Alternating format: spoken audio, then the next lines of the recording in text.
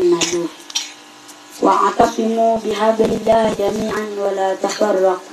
Mwenyezi Mungu Subhanahu wa Ta'ala anatuambia shikamaneni katika kamba ya Mwenyezi Mungu nyote.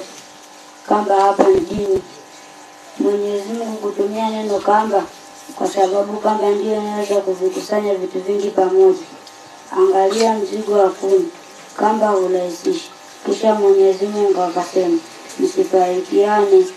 Aya hii ukisoma pole pole bila papara, utagundua kwamba Mola wetu anatutaka tuwe pamoja kwa sababu mmoja ni nguvu.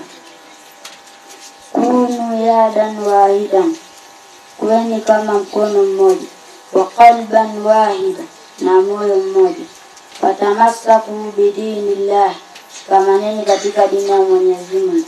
Takunu ikhwanan ahibbaa, mtakuwa ndugu wenye kupendana. Leo Waislamu tunashambuliana wenyewe kwa wenyewe bila aibu kabisa. Huku ni kwenda kinyume na Qur'an na Sunna. Baada ya kwenda kinyume, maadui zetu wamepata njia nyepesi ya kututangua. Wa hadha, salamu alaykum wa rahmatullahi wa barakatuh.